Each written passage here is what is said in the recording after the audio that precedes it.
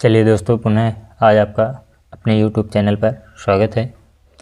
तो आज के इस वीडियो में हम आपको पहला पाठ जीव विज्ञान में यानी कि बायो में जो है पहला पाठ जैव प्रक्रम पोषण के बारे में आपको जो भी इम्पोर्टेंट प्रश्नोत्तर हैं उनको हम आपको कराएंगे।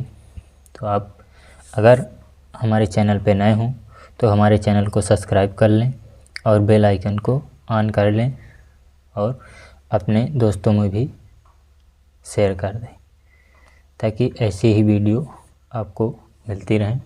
तो आप देखेंगे पहला प्रश्न अपना जैव प्रक्रम पोषण।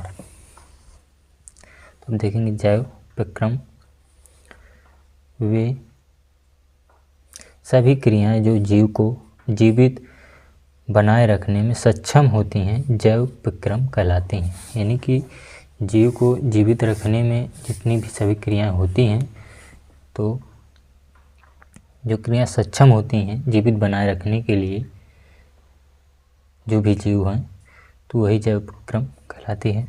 जैसे देख लीजिए, पोषण जरूरी है, उत्सर्जन भी जरूरी है, परिवहन है, जनन है। देखेंगे जीवों में होने वाली समस्त क्रियाओं का निम्नलिखित दो समूहों में बांटा गया है। वो है उपचयी क्रियाएं और अपचयी क्रियाएं। तो अब आपका प्रश्न बनता है कि उपचयी क्रियाएं क्या हैं। वे क्रियाएं जिनमें सरल कार्बनिक पदार्थों से जटिल कार्बनिक पदार्थों का संश्लेषण होता है उपचयी क्रियाएं कहलाती हैं। जैसे प्रकाश संश्लेषण। अपचयी क्रियाएं जो हैं वे क्रियाएं जिनमें जटिल कार्बनिक पदार्थ सरल अकार्बनिक पदार्थों में विखंडित होते हैं अपचयी क्रियाएं कहलाती हैं। जैसे श्वसन, पाचन आदि। सब देखेंगे पोषण। पोषण वह क्रिया है जिसके द्वारा एक जंतु कार्य करने हेतु तथा वृद्धि के लिए आवश्यक हो अन्य पदार्थों का तथा जीवन के विभिन्न क्रियाओं को संपन्न करने हेतु ऊर्जा प्राप्त करता है। अब नेक्स्ट प्रकाश संश्लेषण की क्रिया विधि से जो है प्रकाश संश्लेषण की क्रिया विधि देखेंगे।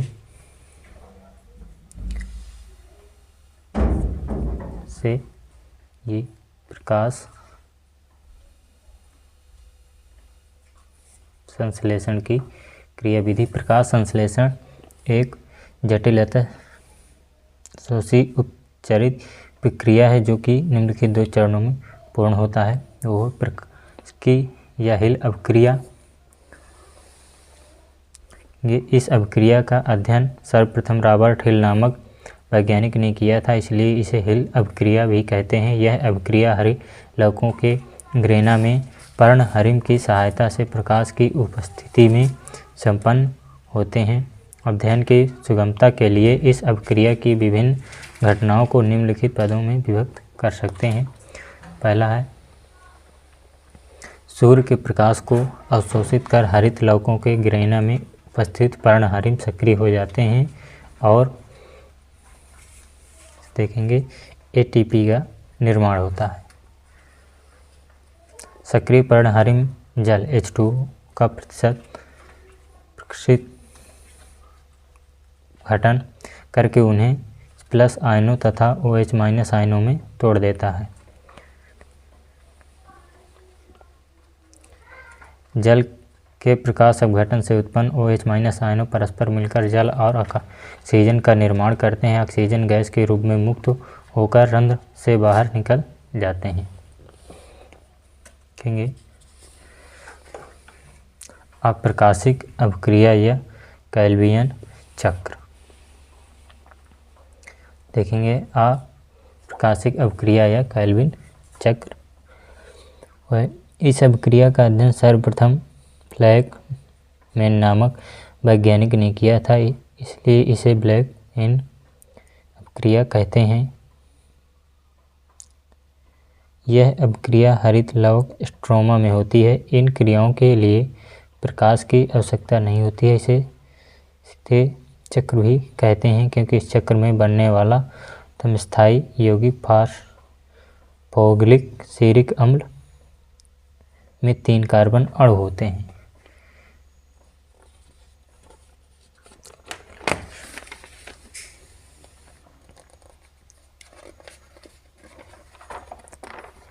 विषमपोषी पोषण। विषमपोषी पोषण। कुछ जीवधारी अपने भोज्य पदार्थों का निर्माण स्वयं नहीं कर पाते हैं तथा भोजन के लिए अन्य जीवों या स्वपोषी पर निर्भर होते हैं। ऐसे जीव विषमपोषी या परपोषी कहलाते हैं। शाकाहारी, मांसाहारी, सर्वाहारी। अब देखेंगे विषमपोषी पोषण 3 प्रकार का होता है। तो प्राणिसम भोजन, वे जीव जो विभिन्न जीवन भोज्य पदार्थों को ठोस या तरल अवस्था में ग्रहण करते हैं, प्राणिसमपोषी कहलाते हैं। परजीवी, वे जीव जो दूसरे जीवों, जंतु या पादप के शरीर पर आश्रित कर स्वयं उन्हें मारे बिना अपना भोजन प्राप्त करते हैं। जैसे इसमें है अमीबा हो गए, कुत्ता हो गया, बकरी, शेर, मानव आदि। और जो मृतपोषी होते हैं जीव, वे जीव जो मृत जीवों से अपना भोजन प्राप्त करते हैं, तोपजीवी कहलाते हैं। जैसे कवक, जीवाणु। जैसे कवक, जीवाणु। देखेंगे स्वपोषी एवं परपोषी में जो है तो अंतर। तो पहले आप देखेंगे स्वपोषी। यह हरे पादपों, कुछ जीवाणुओं एवं प्रोटिस्ट जंतुओं में पाया जाता है। देखेंगे सौर ऊर्जा को ग्रहण करने हेतु हरित लव का आवश्यक है। भोजन स्वनिर्मित व जल की उपस्थिति में होता है। भोजन का पाचन नहीं होता। अब आप देखेंगे उदाहरण जैसे पादप, नील हरित जीवाणु। परपोषी में देखिए, जो परपोषी में होता है यह कवकों और जंतुओं में पाया जाता है। इन्हें सौर ऊर्जा की आवश्यकता नहीं होती है, अतः हरित लवक अनुपस्थिति होता है। भोजन प्रत्यक्ष या अप्रत्यक्ष रूप से स्वपोषी से प्रदान करता है। भोजन उपस्थित जटिल कार्बन पदार्थों को सरल एवं घुलित रूप तोड़ने हेतु पाचन क्रिया आवश्यक होती है। मानव सहित सभी जंतु। अमीबा में पोषण।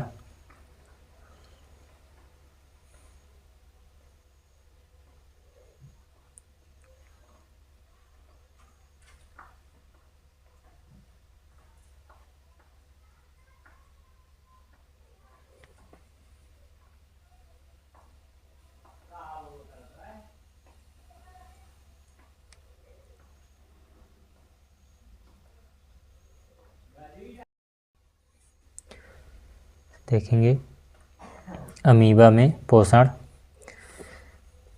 अमीबा एक कोशिकीय एवं सर्वाहारी जीव है। इसमें भोजन के पाचन हेतु इसमें विशिष्ट संरचना का अभाव होता है। इसमें प्राणी समभोजी प्रकार का तय कोशिकाएं पोषण पाया जाता है, जो कि नमूना फूडपाथ द्वारा होता है। इसमें मुख नहीं होता है, अतः यह जल के साथ भोजन के कणों की कोशिका की सतह पर अंतर्ग्रहित कर लेता है।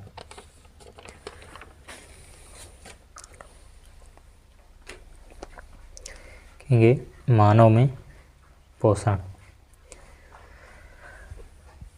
भोजन के रूप में ग्रहण किए गए जटिल पदार्थों को शरीर द्वारा प्रयोग लाए जाने वाले उक्त सरल रूप में अपघटित करने की क्रिया पाचन क्रिया कहलाती है। मुख्य गुहा में पाचन। मुख्य गुहा में भोजन को दांतों द्वारा चबाकर लार मिलाई जाती है। लार में टाइलिन या सिल्वरी एमाइलेज एंजाइम होता है। यह जटिल अणु मंड पर क्रिया करके उसे सरल अणु शर्करा में बदल देते हैं। भोजन लेयी सा होकर ग्रसनी के निगल द्वार तथा ग्रास नली से होकर अंत में अमाशय में पहुंचता है। देखेंगे पे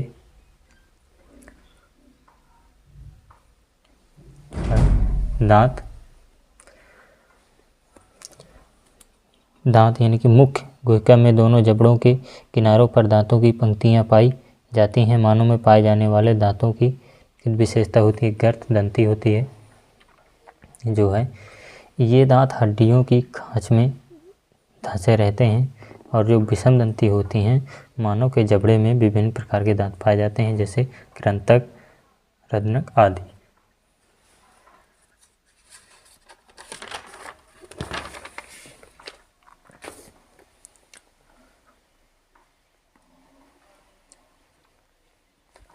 देखेंगे द्विवारदंती चवर्ण के अतिरिक्त मानव के सभी दांत जीवन काल में 2 बार निकलते हैं। मनुष्य में के 4 प्रकार के दांत पाए जाते हैं। एक कृंतक हो गया, तो आप कृंतक के बारे में पहले देखेंगे।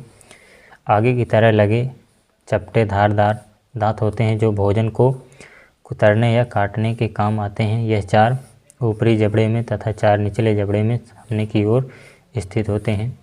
और जो रदनक है तो वो है कृंतक से सटे नुकीले धारदार दांत होते हैं जो भोजन को चीरने फाड़ने का कार्य करते हैं। यह जबड़े में 2 तथा 2 निचले जबड़े में होते हैं। ये मांसपेशियों में अधिक विकसित होते हैं। अग्र चौड़क होते हैं जो, तो वो इनकी संख्या के ऊपरी तथा निचले जबड़े में 4 होते हैं। ये भोजन की पीसने क्रिया को करते हैं।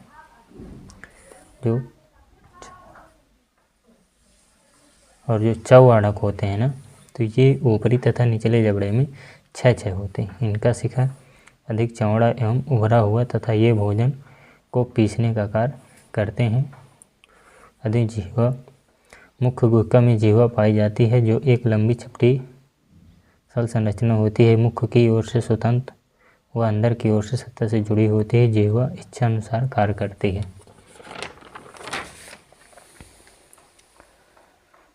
देखेंगे लार ग्रंथियाँ।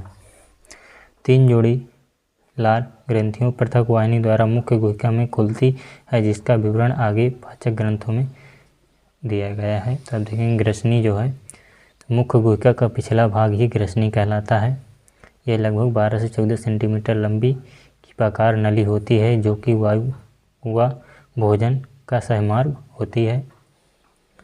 देखेंगे ग्रसिका या ग्रास नली, यह पतली पेशी संचलन शीतल एवं लगभग 23 से 70 सेंटीमीटर लंबी नली है।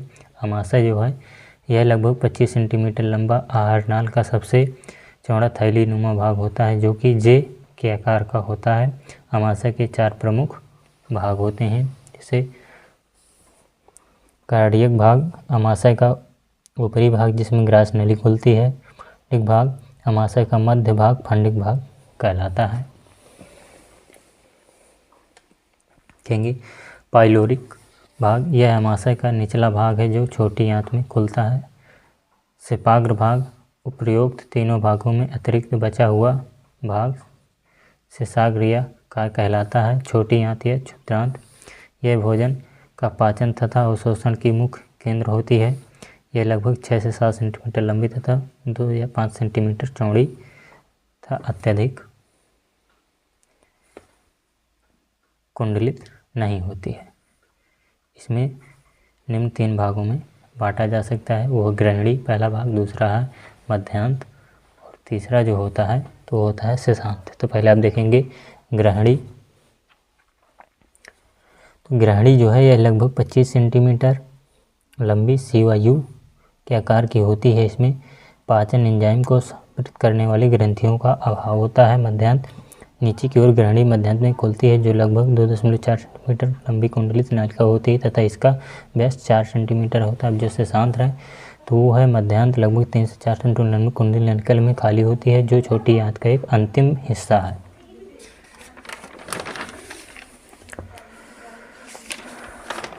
देखेंगे नेक्स्ट बड़ी आंत या बृहदांत। बड़ी आंत इम्पॉर्टेंट, देखेंगे यहाँ से, यह आहार नाल का अंतिम भाग है। यह लगभग 1.5 मीटर लंबा तथा 4.7 सेंटीमीटर चौड़ी लंबी नालिका होती है। इस भाग में पची हुई शेष भोजन का तथा जल का अवशोषण होता है। इसे निम्नलिखित 3 भागों में बांटा गया है। तो आप सीकम देखेंगे पहले। यह लगभग 5 से 8 सेंटीमीटर लंबी नली होती है जिसे क्रीम रूप में परिशिष्टा कहते हैं। मानव में यह अवशोषी अंग है। तो आप कोलन देखेंगे, यह उल्टे एन के आकार की नलिका होती है जो लगभग 1.3 सेंटीमीटर लंबी होती है। देखेंगे सर, यह बड़ी आंत का अंतिम भाग है जो लगभग 1.5 लंबा बहुत होता है। मलाशय की भेद बहुत पतली होती है। देखेंगे पाचक अपक्रिया, आहार नाल से संबंधित पाचक अपक्रिया निम्नलिखित है। लार ग्रंथियाँ, देखेंगे मनुष्य में 3 निम्न 3 जोड़ीदार ग्रंथियाँ पाई जाती हैं जो प्रतिदिन लगभग 1.5 लीटर लार का स्रावन करती हैं। ये निम्न 3 प्रकार की होती हैं, जिनमें आप पहले देखेंगे कर्णपूर्ण ग्रंथियाँ से ये चेहरे के दोनों भागों में कान व कपालों के पीछे स्थित होती है। अब देखेंगे अधोवन ग्रंथियाँ, ये निचले जबड़े के पश्चात भाग में स्थित होती हैं। अधोजीवा ग्रंथियाँ, ये जीवा के ठीक नीचे छोटी तथा ग्रंथियाँ हैं से ये ग्रंथियाँ से की दीवार में 3 प्रकार की जठर ग्रंथियाँ पाई जाती हैं। जो 3 प्रकार की जठर ग्रंथियाँ पाई जाती हैं देखेंगे। कार्डिक ग्रंथियाँ, यह अमाशय का ऊपरी भाग है जिसमें ग्रास नली खुलती है। अन्य ग्रंथियाँ, यह अमाशय के मध्य भाग में उपस्थित होती है तथा जठर रस बनाती है, जिससे प्रेसिन रेगिन नामक एंजाइम से मार्गरेटिक नामक रंध्र प्राप्त होता है। पाइलोरिक ग्रंथियाँ देखेंगे। यकृत यानी कि लिवर, यकृत लिवर, यह मानव शरीर की सबसे बड़ी ग्रंथि है। इसका भार लगभग 1500 से होता है। यह उदर गुहा में डायाफ्राम के नीचे तथा अमाशय के ऊपर स्थित होता है। यकृत के मुख्य कार्य निम्नतः पित्त रस का स्रावन देखेंगे। अमाशय रस के अम्ल को प्रभावहीन करने से जो भोजन को क्षारीय माध्यम देता है, साथ ही वसा का करण करता है। यह भोजन के सड़ने से भी बचाता है। यानी यकृत कोशिका हिप्पोकाम्पस नामक पदार्थ का स्रावन करते हैं जो रुधिर में जमने से रोकता है। ग्लाइकोजन का संचय, जब पाचन पश्चात रुधिर में आवश्यकता से अधिक ग्लूकोज पहुंचता है तो यह यकृत कोशिकाओं द्वारा ग्लाइकोजन के रूप में बदल जाता है। देख लेंगे अग्नाशय। अग्नाशय जो होता है तो यह यकृत के बाद शरीर की दूसरी सबसे बड़ी ग्रंथि है। यह लगभग 12 से 15 सेंटीमीटर लंबी तथा जे के आकार की होती है। यह उदर गुहा में अमाशय व श्वसन के बीच में स्थित होती है। सामान्य व्यक्ति में इसका भार 60 से 90 ग्राम होता है। यह एक मिश्रित ग्रंथि है। तो आशा करते हैं आज का वीडियो आपको पसंद आया होगा। तो आप हमारे चैनल को सब्सक्राइब करें और शेयर करें।